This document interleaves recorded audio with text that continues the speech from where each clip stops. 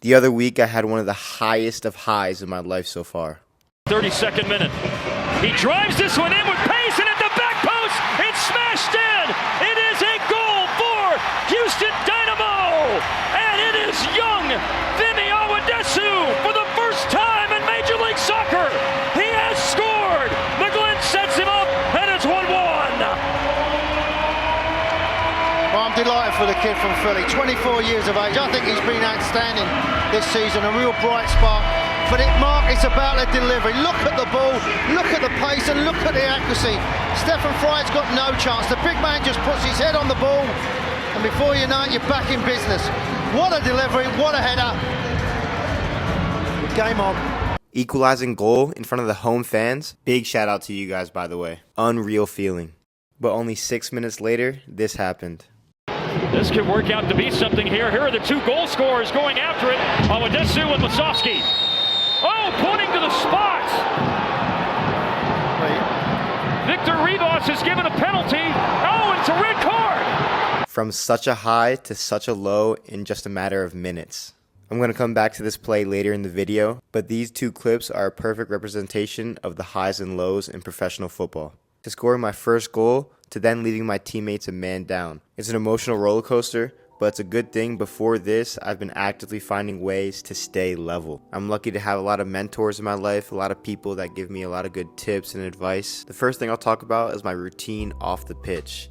In the beginning of the season, I thought I was doing everything perfectly. I thought I was eating perfectly. I thought I was doing everything to the best of my ability. But just like anything, there's another level. I've added meditation and mindfulness into my routine. This helps me take a step back in hard times and just realize I need to control what I can control. And it's only been about a month, maybe a few weeks I've been doing this, but I've already started to realize that I'm just a lot more mindful. I'm able to regulate my emotions a lot better. And this came into play after the red card. After I served my suspension, we have a huge match versus Dallas, rivalry match. And we'll get to that match after this. But I really remember specifically going on a walk outside the hotel. There's a little park outside the hotel with like a water spring and everything. And it was just nice to be so in the moment. I'd even invite you to just watch this clip and just be in the moment for 30 seconds.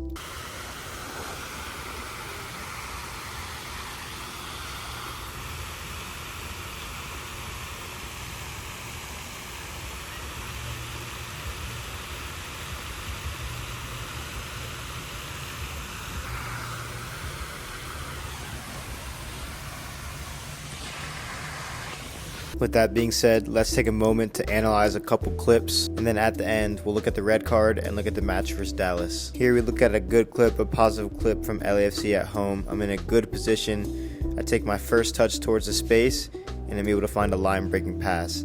But then immediately we're thinking about rest defense. Like I said in the last video, rest defense is when you're in a position to win the ball back if you lose it, which is very important when we're on the attack. So if you're ever watching a game and you think, oh, his job's finished, they're on the attack.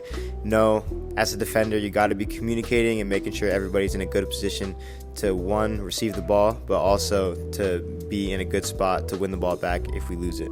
This clip was also against LAFC, but this time it was the away match. I'm going to play the clip in full and then analyze it after. As you can see, they scored, and this is a clip I definitely want to do better in, so let's look and see what I could have done. As you guys know, or may know, LAFC has a lot of pace up top, so they catch us on the counter.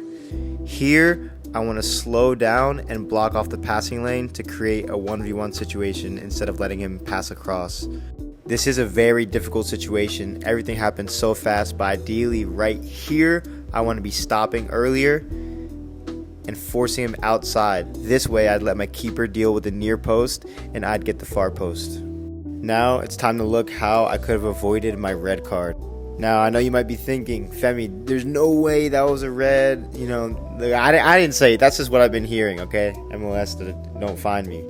But remember, we're focusing on what we can control. If I can improve from every single situation that I'm in, then I know I can make it super far. The call was supposedly a handball and a denying of a goal-scoring opportunity, but we're going to focus on how we could avoid being in that situation in the first place. I'm giving you guys the sky view, but right here, first mistake, I don't want to turn my body shape That way, I had a good body shape in the first place. No need to turn my back to the ball. I just read the flight of the ball wrong. First mistake. Second mistake was letting the ball bounce. As a center back, ball over top, you never want to let the ball bounce. That gives the striker an opportunity to make a play. And then my third mistake is not getting enough of my body in between me and the striker. I need to get my left arm more in between us and be stronger. Moments like these suck, but I'm just trying to take every single opportunity I can to learn and improve and become the best player possible. Now let's take a look at Dallas away. Huge match. We need the points, of course, and they took points from us at home, so we got to get it back against our rivals. Now with all these factors, trying to play well for my teammates, coaches, the fans, the pressure of trying to prove yourself every day, every match. The way I've been dealing with all this is going back to what I said earlier. Control what you can control. I know that I can prepare myself to the fullest to have a good performance, that I can focus on every single pass that I make. I can make sure that I'm alert for each play. I can make sure that I'm communicating and helping my teammates out. And as you guys know, this ended up being a great team win. There are some amazing plays from some really good players on our team, but all in all, just a really good team performance. Check out these key plays from my teammates, and then after, I'm going to show you a play that I'm most proud of about myself. Here comes Anderson, Julio. Julio going for it. Anderson, Julio touched over the bar. What a save. Jonathan Bond to the rescue for Houston. A good play when he sees it. Julio going for the spectacular.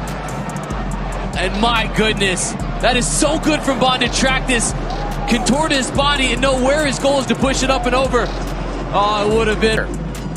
That's been a really good match day 14. Rivalry week is always a special one. Shot from distance! What a goal!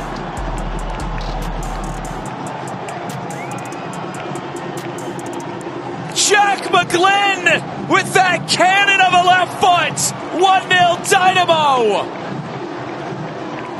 Prepares this, that little change of pace as if he receives it casually, just gets it out of his feet. Technique is stellar, drives through it, leaves his shoulders forward. That thing is moving, it's swerving, it's dipping. Colodi has no chance. Okay, here's the play that I was talking about, and it's nothing spectacular, nothing special at all, nothing like these goals that we just watched.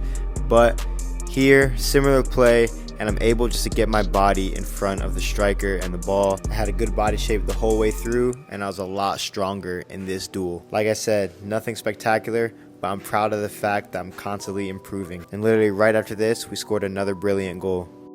It's just good defending, and it's smart from the center back to affect the play. Dorsey, give and go down the line. Griffin Dorsey for Olusanya. Now it's Dorsey again, cutting it in. Griffin Dorsey!